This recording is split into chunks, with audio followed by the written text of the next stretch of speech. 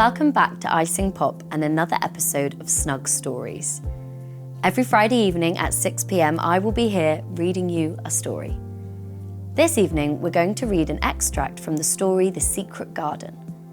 So far in the story, Mary has been sent from India to live in her uncle's rambling old house in Yorkshire after her parents have passed away. At first, she hates her new home, but gradually she begins to fall under its spell. And then she finds a key. This evening, we meet a little robin who shows Mary the way round the garden. So grab a blanket, your favourite teddy, and snuggle down. The skipping rope was a wonderful thing. Mary counted and skipped and counted until her cheeks were quite red, and she was more interested than she had ever been since she was born. The sun was shining and a little wind was blowing. Not a rough wind, but one which came in delightful little gusts and brought a fresh scent of newly turned earth with it. She skipped round the fountain garden and up one walk and down the other. She skipped at last into the kitchen garden and saw Ben Weatherstaff digging and talking to his robin, which was hopping about him. She skipped down the walk towards him and he lifted his head and looked at her with a curious expression. She had wondered if he would notice her. She really wanted him to see her skip. "Well," he exclaimed, "'pon my word, perhaps thou art a young 'un after all, and perhaps that's got child's blood in thy veins instead of sour milk. Thou skipped red into thy cheeks as sure as my name's Ben Weatherstaff. I wouldn't have believed that I could do it." "I never skipped before," Mary said. "I'm just beginning. I can only go up to 20. "That keep on," said Ben. "That shapes well enough at it for a young 'un that's lived with heaven. Just see how he's watching thee, jerking his head towards the robin. He followed after thee yesterday. He'll be at it again today. He'll be bound to find out what that skipping rope is. He's never seen one, shaking his head at the bird. "That curiosity will be the death of thee sometime if that doesn't look sharp." Mary skipped round all the gardens around the orchard, resting every few minutes. At length, she went to her own special walk and made up her mind to try and see if she could skip the whole length of it. It was a good long skip, and she began slowly, but before she had gone halfway down the path, she was so hot and breathless that she was obliged to stop. She did not mind much because she had already counted up to 30. She stopped with a little laugh of pleasure, and there, lo and behold, was the robin swaying on a long branch of ivy. He had followed her and he greeted her with a chirp. As Mary had skipped towards him, she felt something heavy in her pocket strike against her at each jump, and when she saw the robin, she laughed again. "You showed me where the key was yesterday," she said. "You ought to show me the door today, but I don't believe you know." The robin flew from his swinging spray of ivy onto the top of the wall, and he opened his beak and sang a loud, lovely trill, merely to show off. Nothing in the world is quite as adorably lovely as a robin when he shows off, and they are nearly always doing it.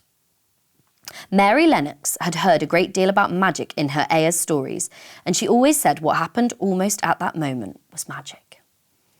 One of the nice little gusts of wind rushed down the walk, and it was a stronger one than the rest. It was strong enough to wave the branches of the trees, and it was more than strong enough to sway the trailing sprays of untrimmed ivy hanging from the wall. Mary had stepped close to the robin, and suddenly the gust of wind swung aside some loose ivy trails, and more suddenly still she jumped towards it and caught it in her hand. This she did because she had seen something under it.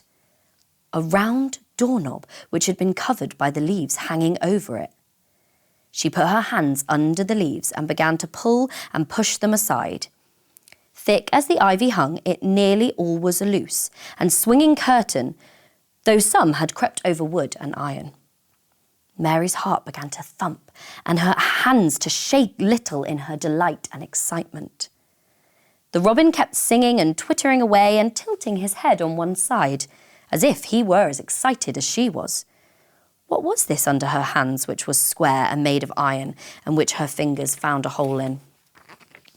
It was the lock of the door which had been closed 10 years, and she put her hands in her pocket, drew out the key, and found it fitted the keyhole. She put the key in and turned it. It took 2 hands to do it, but it did turn. And then she took a long breath and looked behind her up the long walk to see if anyone was coming. no one was coming. No one ever did come, it seemed, and she took another long breath because she could not help it. And she held back the swinging curtain of ivy and pushed back the door, which opened slowly, slowly. Then she slipped through it and shut it behind her and stood with her back against it, looking about her and breathing quite fast with excitement and wonder and delight. She was standing inside the secret garden. It was the sweetest, most mysterious-looking place anyone could imagine. The high walls which shut it in were covered with the leafless stems of climbing roses, which were so thick that they were matted together.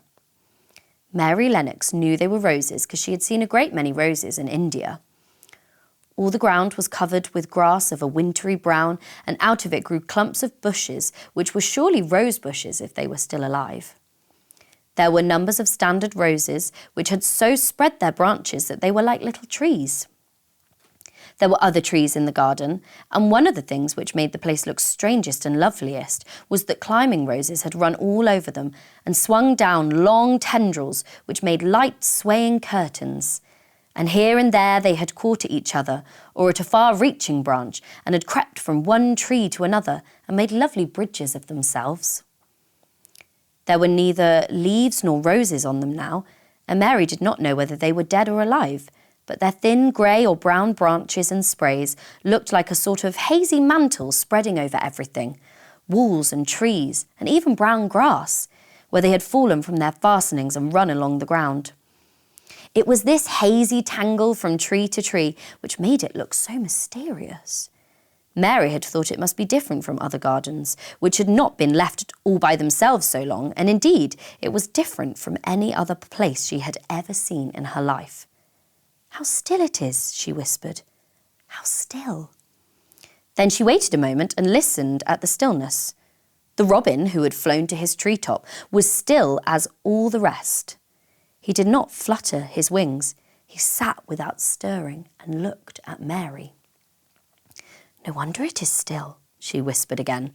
"I am the first person who has spoken in here for 10 years.